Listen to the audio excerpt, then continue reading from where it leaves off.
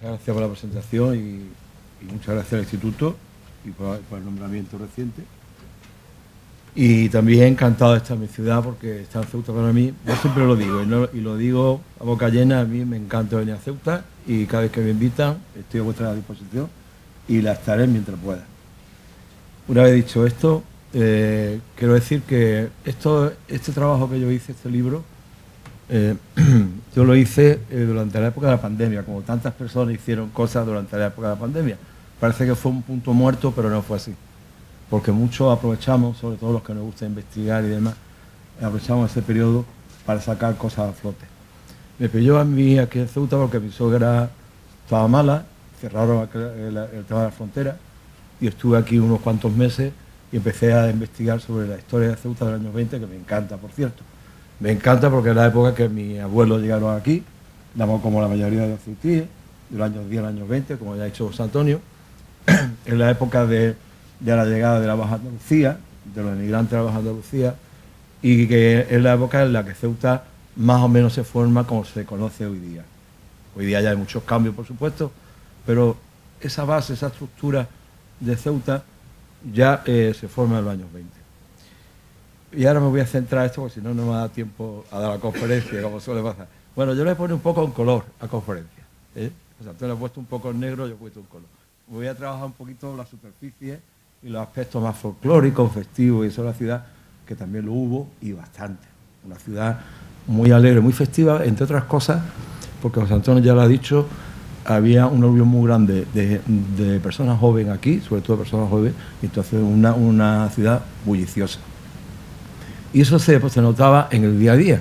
Y aparte, aquella época no es como hoy día, que está la televisión, que está otros medios, sino que la gente salía a la calle, como vamos a ver ahora.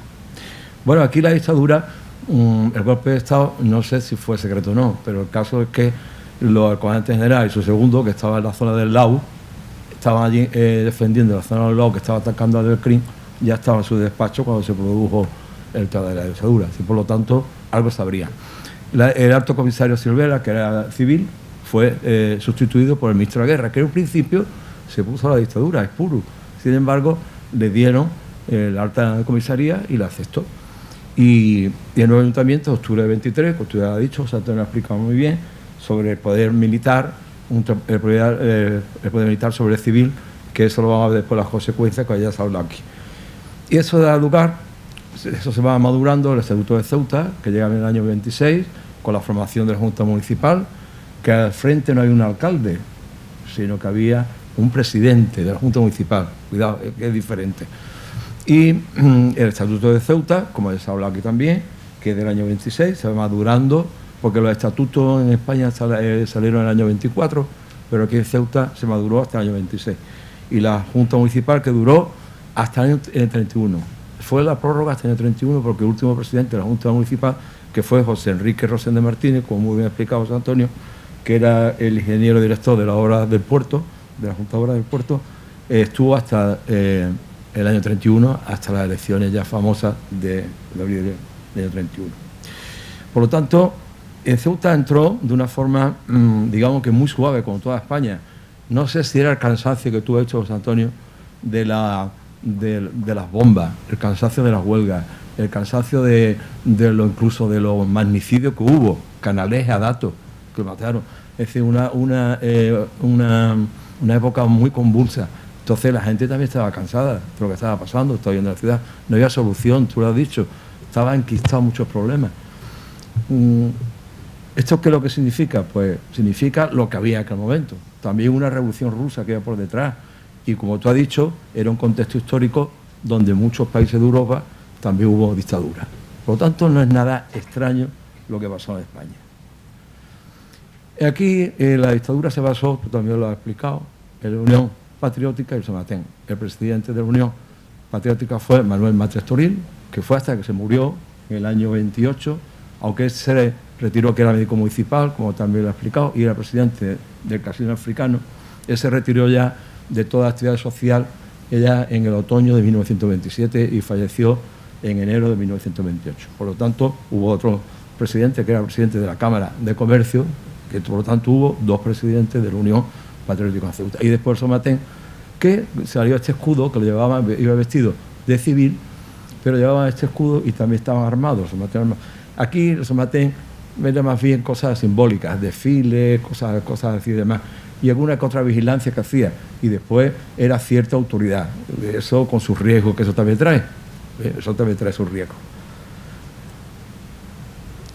Y Ceuta, ya lo ha dicho también José Antonio, lo ha explicado muy bien, yo voy así rápido, era hacia el Cerro del Penal, desde 1906 con la conferencia de Algeciras ya las cosas empezaron a cambiar a Ceuta. Estuvo aquí el rey, Alfonso XIII estuvo en 1904 y 1909, ya viendo todos estos cambios, vino aquí a Ceuta a ver que la perspectiva que había, ya impulsó el puerto, con la visita del rey ya se impulsó el puerto bastante, el protectorado entró en 1912, que fue Alfao cuando entró en Tetuán en febrero de 1913, cuando ya hubo el primer alto comisario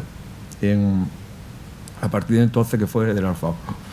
Poco a poco el poder militar se fue poniendo a poder civil. En Ceuta había un ayuntamiento, como se ha dicho, el crecimiento demográfico espectacular, como también hemos hablado, con unos picos tremendos, 57.000 habitantes, has dicho, el año 27, ya en el año 29, fíjate tú, había 52.000 y en el año 30, 50.000 habitantes. Ya vemos la crisis esa que hubo cuando ya se acabó la guerra. Cuando acabó la guerra ya los regimientos se fueron reduciendo de una forma espectacular. Unos regimientos que antes tenían centenares de individuos ya quedaron a unos pocos individuos. Y aparte incluso se suprimieron algún cuartel, como el cuartel del Serrallo. Perdón, cuartel no, regimiento, perdón, el cuartel siguió.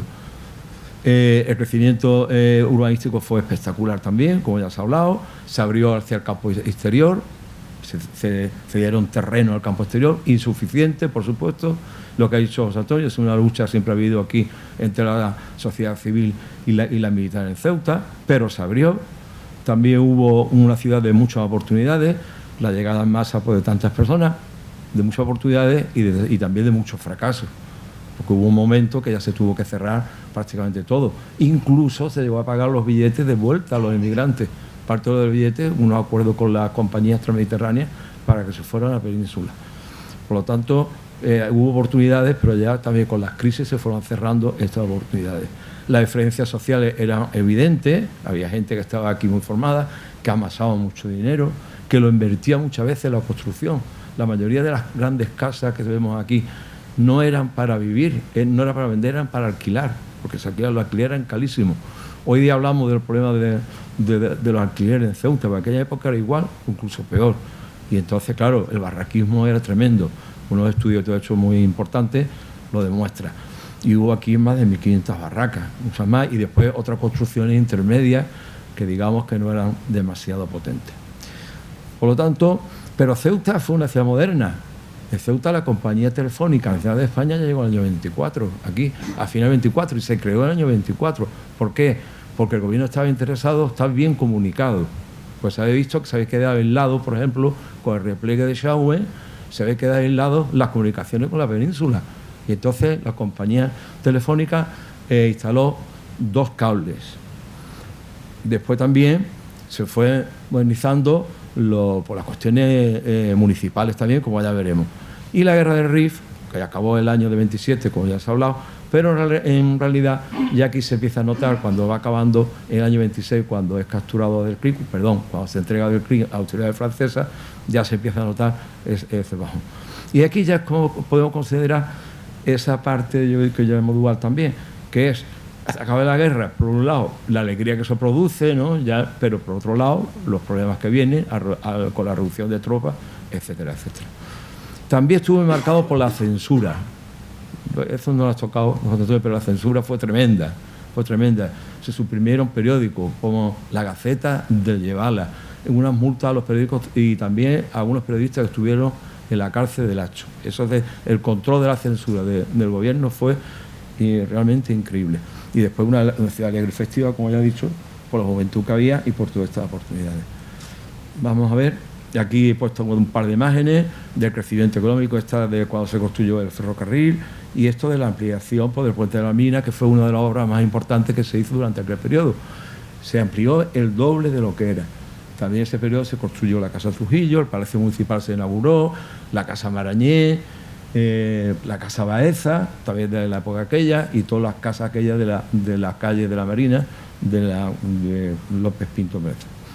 Toda esa parte de aquí se fue urbanizando, el adoquinado, la electricidad telefónica, los servicios de autobuses, de las camionetas típicas de Ceuta, que en aquella época se concentraban en la parte de aquí, porque no había estación.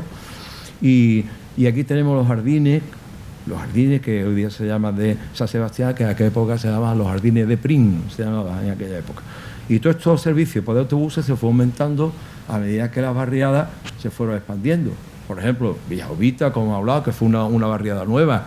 El mismo Morro, también una barriada nueva. Y todas estas barriadas, incluso se hacía servicio extraordinario cuando llegaba el verano a la playa de Benítez. Porque la playa de Benítez era la más famosa de la ciudad. Había otra, como La Peña, etcétera, etcétera. Pero la de Benítez era la clásica, incluso había casetas de baño allí. Por lo tanto, era una ciudad que fue creciendo de forma, como ya he dicho, espectacular. Adoquinado, ensanche, etcétera, etcétera. El problema del ensanche que hubo en Ceuta, que ya estaba casi resuelto cuando ya hubo el problema de la guerra civil y demás, y estaba casi resuelto en aquel momento, en los años 20, pero en fin, fue una época próspera. Es curioso también esto de la población activa de Ceuta, porque si lo comparamos con España, es un país en desarrollo todavía. El sector primario, sobre todo en la agricultura, ocupaba el 45,5% de la población, mientras que el sector primario aquí en Ceuta era del 4,8%, y sobre todo dedicado a la pesca.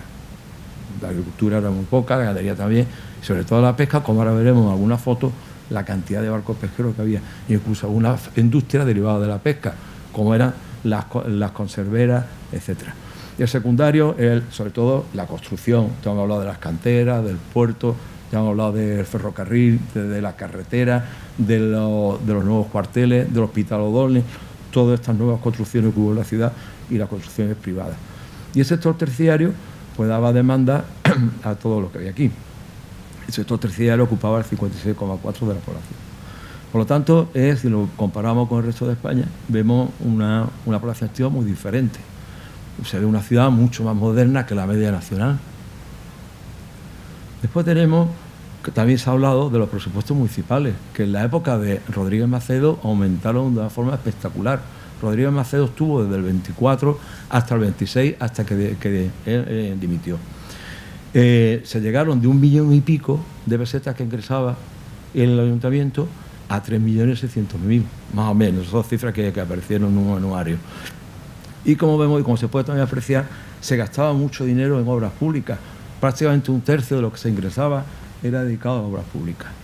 A beneficencia, como tenemos hablado aquí, por esas desigualdades sociales que había en la ciudad, ya tenemos 406.000 pesetas. También se encargaba de la instrucción pública. Hubo un aumento de escuelas. Por ejemplo, se construyó el grupo escolar Sanjurjo, en el Morro, que es donde está hoy día la escuela, la de magisterio, se construyó allí. Se hicieron también otros servicios sociales, pero hay que reconocer que nunca llegaron suficientes, por lo que estamos hablando, por la gran cantidad de población que iba llegando a la ciudad y que no se podía atender a todo. Pero sí fue un crecimiento espectacular, y después algunos servicios, pues, por ejemplo, limpieza, lo que es bomberos, ya se compraron los primeros camiones municipales de la época, y en el Llano de las Damas se construyó un almacén allí para meter todos estos nuevos vehículos y demás. Es decir, también se inauguró el Palacio Municipal en aquella época, ya todos los servicios municipales fueron allí, al ayuntamiento. Y vemos también que entraron en servicio las nuevas motonaves. Antes eran vapores. Esto es el motonave que entraron en el año 27, el Primo de Rivera, que entró en febrero del 27, y después entró el general Sanjurjo el año siguiente, el 28. La venta de coches también era muy notable en Ceuta. En Ceuta llegó a tener en el año 30 más de 500 automóviles privados. No estamos hablando ya de los militares y demás. Había algunas casas, como por ejemplo la casa Carlos Palacio, y había otras casas de aquí, de toda la vida, que vendían coches. Hoy le está hablando yo diciendo un taxista que los taxis de Ceuta son blancos, ¿no? Son blancos. Pues en aquella época eran negros los taxis, como se puede ver aquí, esperando a los que llegaban. Después había el tren que tenía un ramal que llegaba hasta el Muelle de la Puntilla, porque esto es del año 27, no es del año 28, que es cuando se construyó el otro. Y había un ramal que llegaba allí, y entonces los viajeros que llegaban desde Madrid, por ejemplo, los altos comisarios, la gente importante y demás, cogía el barco y se iba directamente en el tren para Tetuán. Se puede llegar en menos de 24 horas, se puede llegar desde Madrid a Tetuán. Después ya cuando se construyó el muelle Alfonso XIII, como veremos, ya eso cambió también. Vemos que una ciudad dinámica, nos fijamos en el dibujo este de Bertucci, hablando de Bertucci, nos fijamos que este se publicó en septiembre del año 27, esta acuarela. Vemos ahí a la derecha, ahí al fondo, vemos a los pesqueros, ¿no? Eso que he dicho anteriormente, ¿no? Que el principal sector primario fue el de la pesca, como se ve aquí. El turismo también nació en aquella época. Se creó el Comité Local de Turismo, se creó en el año 28, también potenciado por Bertucci. Se habría quedado en Tetuán y se hizo en Ceuta también. El hotel más importante era el Majestic, que es una joya de la época. Este se había inaugurado en el año 20, de Demetrio Casares, que era un empresario muy importante, que también creo que tenía algún hotel en Algeciras, y aquí fue alcalde también, creo. Fue alcalde. Y creo que están restaurando este edificio, porque he pasado esta mañana por allí, lo he visto, y eso merece la pena que se conserve en la ciudad. Entonces, lo voy a leer porque es curioso cómo era, era el gran hotel de Ceuta de la época. Dice, edificio construido es profesor para hotel con vista al mar, dotado de todas las exigencias modernas, cuarto de baño completo en todas las habitaciones, agua corriente, caliente y fría. Bueno, lo que hoy es normal, en aquella época era una cosa excepcional, ¿no? En todos los dormitorios. Intérprete y ómnibus, que era aquellos autobuses que estamos comentando, a la llegada de todos los trenes y vapores. Vapores se refería a los barcos, obviamente, que después se cambiaron por las motonaves, como ya he dicho. Después se creó agencias de viaje como esta de Marañés. Todo el mundo nos creemos que es la de Trujillo, ¿no? La que yo he visto de los años 20 es Marañés. Hizo este pequeño cartel que parece más bien sacado de las películas de Hollywood, en vez de sacado de la cosa real, ¿no? Una cosa fantástica. Yo creo que hizo este cartel no vivía aquí. Lo hizo en Madrid, lo hizo en otro lado. Pero bueno, aquí ya nos dice cosas importantes, como por ejemplo Ceuta, puerta de entrada, ¿no? Ya nos está diciendo que era la puerta del protectorado, la puerta de África. En esta época se acuñaron dos términos de Ceuta, que fueron puerta de entrada del protectorado, puerta de África, y perla del Mediterráneo. Esos dos conceptos se acuñaron en los años 20 también. Eso lo dijo García Benítez cuando fue nombrado el presidente de la Junta Municipal. Él conocía Ceuta, como tú me has dicho, es ingeniero, había tenido la agua y demás. Lo dijo allí, el día de eso, lo dice, porque esta Ceuta, perla del Mediterráneo, tiene muchas potencialidades. Bueno, ya hemos visto los contrastes, ¿no? Ya lo he dicho al principio, no podemos negar una realidad que era evidente, ¿no? La cantidad de barracas que había, el chabolismo, que era toda la playa de la Ribera, el chabolismo que había, que era tremendo en aquella época. Y las casas intermedias no se construían en Ceuta con la teja árabe, era con la teja alicantina, que se llamaba, esa teja plana alicantina, que todavía existe en muchas casas. Y después, como vemos aquí, este era un problema muy grande que tuvo la ciudad y lo ha tenido hasta hace poco. Otro de las circunstancias, ya hasta la guerra, era que Ceuta era una vida militar intensísima. Cuando no había una cosa, había otra. Fiestas militares, llegada del puerto. Aquí en Ceuta estaba instalada la escuadra del norte de África, el buque insignia, el Reina Victoria Eugenia estaba instalado aquí. Y los entierros que eran continuos. Sobre todo el año 24 fue tremendo. El año 24, cuando del Krim se fijó ya en la zona occidental, empezó a atacar la zona de Demeter, una posición avanzada que está en el Gomara, empezó a atacarla, aquello ya fue un desastre.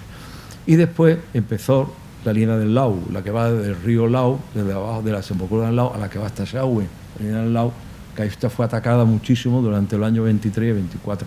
He sido lugar, viendo que no podía contener aquel avance, he sido lugar al repliegue de Sahagún, como ya veremos después. Y este fue el entierro del capitán de corbeta Jenner, que era muy famoso en aquella época porque había escrito unos libros sobre temas militares, sobre tiro naval. Y aquí pone Genar, no era Jenner, que estuvo enterrado en Ceuta muchos años, hasta que ya después fue trasladado en la época de Franco, su resto, al Panteón de los Marinos Ilustres en San Fernando, Jenner. Bueno, como vemos, cómo eran los entierros de la época, ¿no? Tirados por las caballerías, aquello espectacular. Vemos que hay muchos marinos, ¿no? Por lo que yo he dicho anteriormente, con la escuadra estaba aquí en Ceuta, gran parte de la escuadra. Y los entierros salían normalmente, estaban en el Hospital Central, donde está la Plaza de los Reyes, iban los entierros hasta la plaza de Torrijos, el acompañamiento. La plaza de Torrijos es Maestranza, y allí ya se despedía allí al muerto, por cadáver, hasta que iba ya al cementerio. Y eso era Ceuta, y cuando pasaba por allí los entierros, pues había un respeto tremendo, las persianas se bajaban, y había un silencio atronador. Era un mundo realmente diferente al de ahora. Bueno, y aquí he puesto esta foto aquí a la derecha, que vemos, era Berenguer, que en aquella época era general de brigada, que participó en el repliegue de Schauen y fue herido en un muslo, fue herido.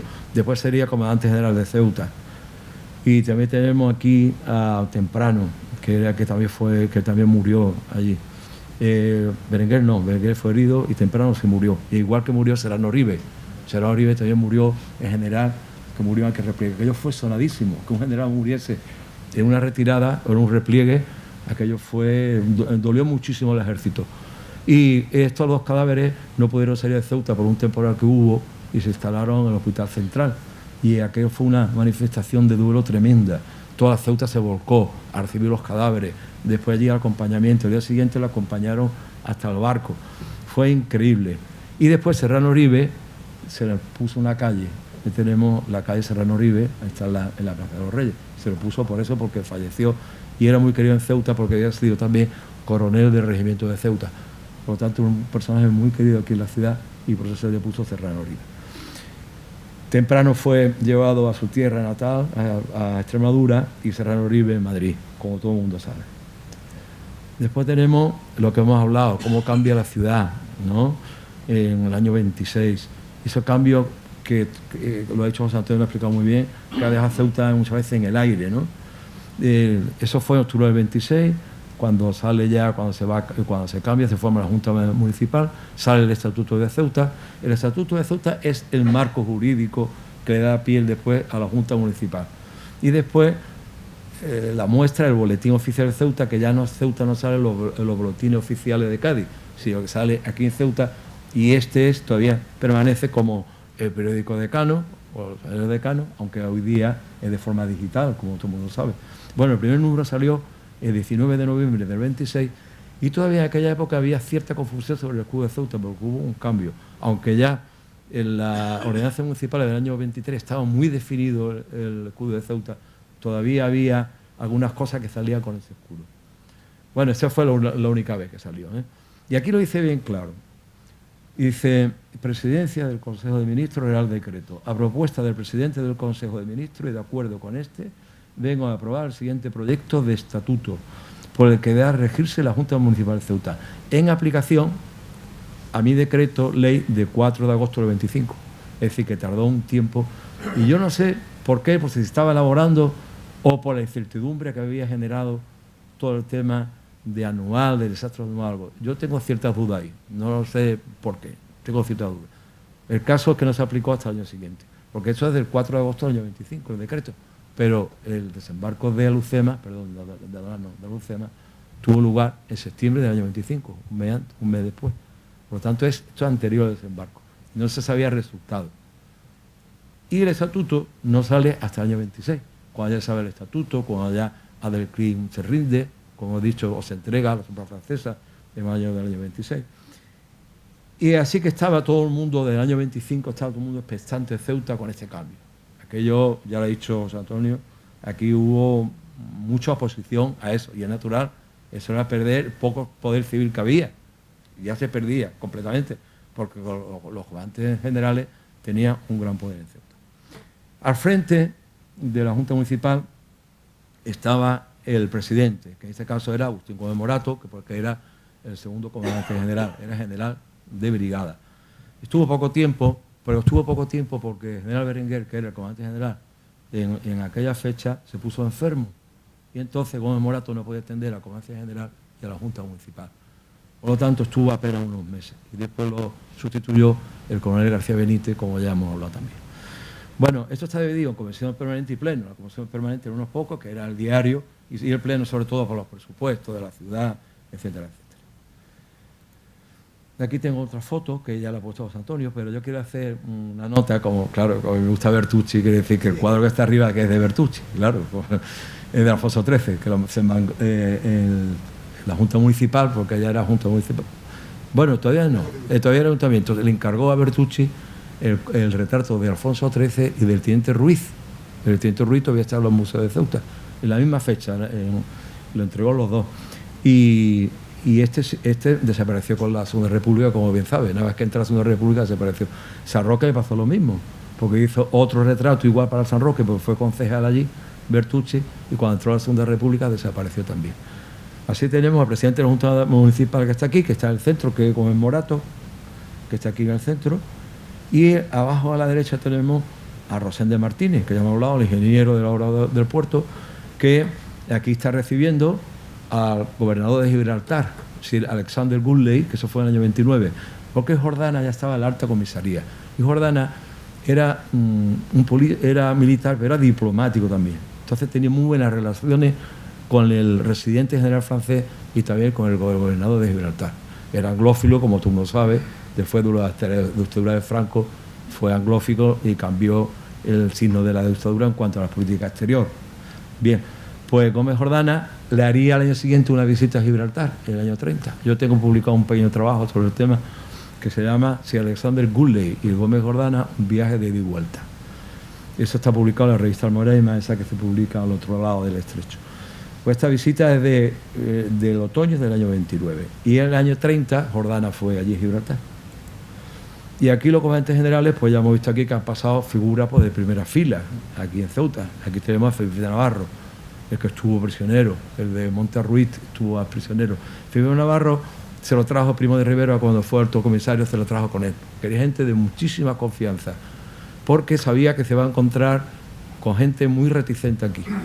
Muy reticente, y de hecho hubo problemas con algunos generales, sobre todo con Queipo de Llano, que se puso rebelde totalmente contra, y de hecho ya fueron enemigos, porque Queipo de Llano ya le marcó el ritmo a Primo de Rivera, incluso le dio un golpe de Estado en 1930, etcétera, etcétera. Por lo tanto, él lo sabía, Primo de Rivera, se trajo aquí a personas de mucha confianza, como fue Felipe de Navarro, fue alto comisario durante un año, hasta que ya solucionó el tema lo de Alucema, y aquí tenemos a Gómez Jordana, que su padre también ha sido también alto comisario.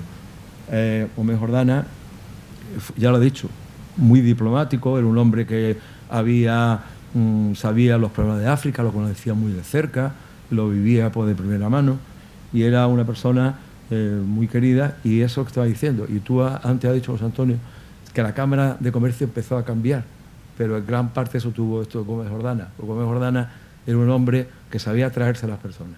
El tema de la contribución industrial, por ejemplo, eso de los impuestos, siempre lo fue prorrogando, la mitad. Es decir, fue jugando siempre, sabía estar en los lugares. Bueno, he puesto dos personajes, te puede poner muchísimo de comandante general igual. Uno fue jefe de la circunscripción, de Ceuta, fue también Millán Astray. Ya cuando cambió a partir del año 27, cambiaron también. Ya no era general de división, sino de brigada en aquella época. En cuanto a los acontecimientos más relevantes, hay muchísimos, desde temporales. Tenemos que hablar del temporal año 25, que fue espectacular, que se llevó toda la mercancía que había en lo alto del puerto, se la llevó, los buques que estaban atracados, las amarras se soltaron. También el año 27 un temporal que entró un frío de golpe, y un levante, entró un frío de golpe y hubo unas nevadas tremendas, que eso influyó también en las últimas operaciones que había en Ketama y demás, influyó. Además, el cuadro Bertucci tiene unos cuantos cuadros relacionados con ese temporal, que es curiosísimo, que causó un daño tremendo en toda Andalucía, en todo el norte de África y toda Andalucía oriental. El temporal desde Levante hasta Ceuta y todo el norte de África, sobre todo fue en Melilla. En Melilla se hundieron varios barcos y ya se han publicado varios trabajos sobre el temporal en Melilla. Bueno, pues aquí ha pasado de todo en Ceuta, como es natural. Y visitas, pues tenemos la de Primo de Rivera, desde el año 24, que es la primera visita que hizo, que tuvo problemas aquel con los africanistas, que él venía a mirar la situación y se encontró con lo que había, le hicieron lo de Bentiev, que ya se va a hablar aquí en otra conferencia, se hablará aquello. Pero Primo de Rivera ha sido el presidente del gobierno que más ha visitado la ciudad, no solamente porque fue alto comisario, sino también porque ha estado muchísimo. Y lo tengo que decir, esa es la llamada de todo a Primo de Rivera, y puede ser que lleva razón, pero también estuvo en primera línea, estuvo él aquí, ¿eh? Cuando estuvo los sucesos, los de Alucema, él estuvo allí embarcado y estuvo visitando, y con los temporales 27 también vino, había Ceuta, vino a todo al norte de África a ver lo que pasaba. Es decir, que él con todos los efectos que tiene, y los tuvo, también tenía algunas cualidades. Después, otro acontecimiento que Ceuta se vivió como nunca, que yo era el sí o no de Ceuta, o de protectorado, fue Alucema. Alucema de septiembre 25, el día 5, esto concretamente el 5 al mediodía, más o menos, por la tarde. La partida de las cuadras, hacía un poquito de levante, aquello fue espectacular, que se ve el perfil del Monte Hacho al fondo, y salió toda Ceuta a despedir de las cuadras. Y se vivieron 3 días, pues aquí acongojado en la ciudad, porque desde el 5 de septiembre hasta el 8 de septiembre, que no se tuvieron noticias hasta el mediodía, fueron 3 días realmente terribles aquí en la ciudad, como en muchos sitios, como en Melilla y en muchos sitios, claro está. Claro, cuando ya las primeras noticias llegaron que el desembarco fue un éxito, aquí en Ceuta salió público, salió a la calle, balcones engalanados, etcétera, etcétera. En fin, fue uno de los días también más importantes de Ceuta, el día 8 de septiembre. Otro, la visita del rey, que ya he dicho que fue la tercera, él hizo 2 visitas anteriores, el 4 y el 9, y este era el 27, ya cuando ya acaba la guerra, que se dio por acabada en julio del año 27, se hizo un bando municipal precioso, recordatorio, porque por el otro lado, por el reverso se puede ver, o por el adverso, depende de cómo se mire, se puede ver la figura de los reyes, porque vieron los 2 reyes. La reina es la primera vez que ella venía aquí. Intentó venir en el año 24, pero le pilló un temporal tremendo y se quedó en Algeciras y no pasó el estrecho. Y aparte se le complicó también con el tema de meter, del ataque del Lao, de los heridos que veía aquí, de las bajas. Entonces no vino, pero ya en este viaje sí vino, en octubre del 27. Fue un éxito, estuvieron en Tetuán, todo el protectorado, en Melilla, en Villa Sanjurjo, que ya se llamaba aquella época, en fin. Y es muy curioso verle una cosa, porque veamos cómo Ceuta era en las calles y demás. Y me gusta la anécdota porque nos dice mucho, nos dice de la vida, ¿no? Dice, el día 5, tal y tal. Dice, preferentemente en las calles, Edrisis, esa existe, Martínez Campo, es de las Palmeras hoy día. San Juan de Dios también. Avenida Villanueva, que es en Victoria, en la calle Victoria hoy día. Plaza de Prín, que es en los jardines de San Sebastián, como ya he dicho anteriormente. Calle de Gómez Pulido, que es el Rebellín. Camino Nuevo, Plaza de Ruiz, que la conocemos. Calle de Camón, Plaza de Alfonso XII, que era el nombre que recibía la Plaza de los Reyes en aquella época. Seguimos, calle General Primo de Rivera, que era la calle real, a partir de lo que es Cutilla para adelante, hasta Torrijos. Seguimos, Plaza de Azcárate, todavía tiene su nombre, la de Torrijos, que es la de Maestranza, como he explicado. Calle de Juan I de Portugal, que todavía existe, etcétera, etcétera. Como vemos, todo este pozo de la época de los años 20 sigue muy vigente en la ciudad. Después, otro momento muy emotivo y muy importante para Ceuta fue cuando se inauguró el muelle Alfonso XIII, el 17 de mayo del 28 por la tarde.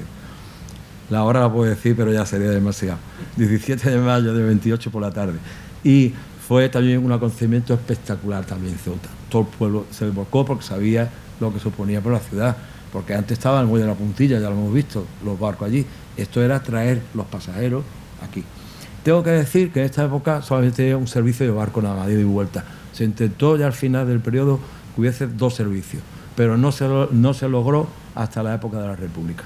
Bueno, los buques empavesados, vemos aquí los pesqueros, como siempre, y aquí era un día festivo en la ciudad, y al fondo se ve una tribuna que fue donde los oradores hablaron sobre el tema de la inauguración y demás. También, una vez acabado el acto, se fueron, todos los que organizaron el acto se fueron a un almacén que se ve inaugurar, el muelle de la Puntilla también.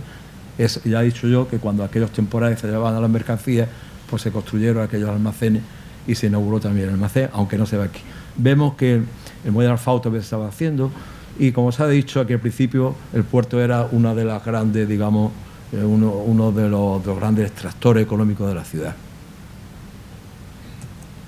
Y en cuanto a las fiestas, en Ceuta la había pues, de todo tipo, de fiestas militares, religiosas, civiles, etcétera, etcétera. Empezaba con la visita del Reyes, la Pascua Militar, que en el año 24 hubo una Pascua Militar muy tensa, porque estaban los comandantes generales de Ceuta, tuvo enfrentamientos con unos generales que querían, que se olían al tema abandonista, y entonces la cosa estaba un poquito dura. Ya aparte de ella las cosas cambiaron. El voto a la Virgen, que es típico de aquí de Ceuta, los carnavales que en la época existían, pero con mucha censura, la Semana Santa, que sobre todo tuvo una vigencia más importante a partir del año 27, ya con la expansión económica, la fiesta del árbol que se implantó durante esta época, el Corpus, San Antonio, tan típico de la ciudad, Virgen del Carmen, fiestas patronales, por supuesto, la del 5 de agosto, la fiesta del libro, que también se instauró en la época de Primo de Rivera, se repartían miles de libros. El Día de la Hispanidad, o no sé si era de la raza de aquella época, no me acuerdo bien. Día de Todos los Santos, los Santos Mártires de San Daniel, que no lo he puesto yo aquí, etcétera, etcétera. Había fiestas durante todo el año. Por eso te digo, por eso he dicho que es una ciudad muy festiva. Esta es la imagen que se tenía de la Virgen de África. No es que, vamos a ver, que se distinga bien, no es la imagen que estaba en el interior del templo, es la que se distribuía en las tarjetas postales de la época. Aparecía con el manto rojo, con el manto azul, manto púrpura, etcétera. Pero esta es la imagen que circulaba en la ciudad, incluso yo he visto estas postales escritas con esta imagen. Y después el santuario de la Virgen de África, que era el centro espiritual de la ciudad, como le sigue haciendo hoy día. Esta obra también de Marina Bertucci. Este número que salió de África, revista Tropas Coloniales, que es una revista que se hacía en Ceuta, que nació en el año 24, este número fue excepcional, porque normalmente se publicaban cosas de Marruecos, temas así, pero fue excepcional porque si nos fijamos, julio del 27 coincide con el final de la guerra. Era como un acto de agradecimiento a la Virgen. Y después las fiestas, las fiestas eran unos cuantos días, depende. En el año 21, por ejemplo, apenas hubo nada. El año 21, después del desastre de anual, que fue en julio, apenas hubo fiestas, pero ya a partir del año 24, 25, 26 ya las cosas cambió, a partir del 26 sobre todo. Incluso se hubo una cabalgata marítima en el año 26, que la organizó las Fuerzas Navales. Yo creo que nunca se ha repetido esto en la ciudad. Una cabalgata que fue organizada y tuvo muchísimo éxito, salieron muchos barcos, se dieron sus premios y demás. Y después vamos a ver cómo era un día de fiesta allí, porque estamos hablando del día a día de la ciudad, ¿no? Festividad de la patrona, a las 10, solemne función religiosa al santuario de Nuestra Señora de África. Era por la mañana en aquella época. Después a las 11, reparto de premios en metálico en el Palacio Municipal. A veces se sorteaba una barca para los pobres, una máquina Singer para las mujeres, entre la gente pobre, se repartía limosna también. Pero en esta ocasión, me parece que este año 26, fue el reparto en metálico a los soldados más distinguidos en las últimas apariciones. A las 11:30, lunch. En aquella época estaba muy típico el lenguaje inglés, ¿no? El francés, el inglés se metían en el idioma, sobre todo en el tema de los deportes, ¿no? Y el lunch en honor a los invitados a la función religiosa. A las 15, llegada de los exploradores. Había también unos exploradores en Ceuta, de Tánger, La Línea y Málaga. A las 18, regata y concurso de natación en el puerto. Indudablemente Ceuta está volcada al mar, ¿no? Y estos temas eran así. Aquí tenemos de las cucañas marítimas, había cucañas terrestres, marítimas. A las 22, velada en la Plaza de la Constitución, que era la Plaza de África, como se llamaba en aquella época. Y que era el centro neurálgico de la feria, era aquella. Y a las 23, castillo de fuegos artificiales, el muelle del comercio, que era el muelle que estaba en aquella época más cerca de la ciudad, hasta que se construyó el muelle de España. Continúo. Y después tenemos la fiesta de San Antonio, que ya vemos estas fiestas locales ya como enraizaba con la época. Lo voy a leer por encima. Dice: a las 10 partirá desde la Plaza Prín, desde San Sebastián, una cabalgata de carros y caballos engalanados. Como vemos ya, en esta época ya el tipismo se estaba introduciendo en la ciudad. Después, las actividades que había allí, y lo que es curioso también, la procesión del Santo, con unas andas que tiene muy modestas, que merece la pena verlo, una cosa muy sencilla y que tenga esa devoción que tiene la ciudad, ¿no? Es decir, que todas estas fiestas locales que tenemos hoy día ya estaban muy arraigadas hace 100 años. Y voy un poquito rápido, la fiesta del libro, que tuvo unos años que se celebraba el 7 de octubre, después se pasó a abril, porque se creía en aquella época que porque Cervantes había nacido por aquella fecha, siempre en honor al Quijote, y se repartían muchos libros, como ya he dicho, en las escuelas, y se organizaban actos, conferencias y demás. Se instauró en aquella época, y había teatro, cines, casinos, deporte. Aquí tenemos el Casino Africano, que esta sala se inauguró en el año 20, y tenemos el tríptico de Bertucci, que lo hizo para el Casino Africano en 1920, y había todo tipo, ya lo he dicho, casinos de fútbol, toros, cabaret, café, restaurantes, y uno de los centros más activos fue el Centro de Ceuta, que se inauguró durante esta época, que jugaba mucho con la Junta Municipal, estaba muy en común. Y ahí vinieron gente de mucha importancia, gente de bastante peso, como fue Clara Campoamor o Margarita Nilken, que fue el año siguiente, en 1930. Es decir, que en aquella época era un centro bastante consolidado y era bastante especial para la época. Y después, muy curioso, cuando se inauguró el Casino de la Legión, que fue en el año 26. Quiero contar que aquí esta foto es curiosísima, está sacada de un periódico, porque aquí tenemos a todos los altos militares, mandos militares de la época. En el centro tenemos al general Sanjurjo, que era alto comisario en aquella época. Después, si empezamos por aquí, tenemos a Souza, que era de Larache, comandante general. Aquí tenemos al coronel Millán Astray, que era el jefe de la Legión, por aquella fecha. Después tenemos al lado al general Berenguer, que era el comandante general de Ceuta, como ya he explicado. Al lado tenemos a Gómez Morato, que ya hemos explicado también que era presidente de la Junta Municipal. Después tenemos arriba, vestido de uniforme naval, a García Velázquez, que era el contraalmirante de las fuerzas navales del norte de África, que él tenía la residencia del teniente Tubán, claro está, con el alto comisario, pero las cuadras estaban en Ceuta, indudablemente parte de las cuadras. Y después también al general Godet, que está aquí al lado, que era el ayudante de Sanjurjo. Esta foto es curiosísima y está concentrada, era difícil concentrar a tantos altos militares como se ve en esta situación. Bueno, y ya voy acabando. También en San Amaro se hizo también allí un centro de atracciones, se hacía patinaje, boxeo, cine, había todo eso allí. Lo que pasa es que fue cogiendo mala fama porque había un cabaret y la gente más conservadora de la ciudad dieron mucha lata sobre el tema. Y ya hasta el final tuvo hasta problemas con la Junta Municipal. Después de los cines de verano, que esta foto es del año 50, 60, pero ya los cines de verano se fueron implantando en Ceuta también, en los años 20. Cuando había un descampado, se pedía permiso municipal y se proyectaban películas. Y después los cabarets tan típicos como el cabaret cantante, la calle Peligro y un montón. O sea, tú has hecho un trabajo muy interesante sobre los cabarets de la Berría, de la parte de la Berría, de lo que voy a contar yo. El café cantante, por ejemplo, que ha llamado Juan Atienza, que está aquí en medio, que era el dueño del cabaret, que después hizo el Patio Don Juan, que compró el Patio Don Juan y lo hizo. Vemos cómo era la moda de la época, ¿no? Cómo era vestida aquella señorita, ¿no? Y las orquestas que había, y sobre todo los militares, claro, había muchos militares en la ciudad, y en Ceuta había muy pocas mujeres también. Mujeres había muy pocas. Y vemos cómo era el ambiente de un cabaret, ¿no? Cómo se respiraba. Y cierro esta intervención, como no, con el cuadro de Bertucci de Ceuta, que lo resume muy bien lo que se quería vender de Ceuta en aquella época, que era el gran puerto de África, la entrada de África, como lo he dicho al principio, una ciudad moderna, atractiva, europea, donde están los coches, donde están los barcos, una ciudad moderna, el puerto protestado y la luz y el clima que tiene Ceuta. Y nada más, y muchísimas gracias.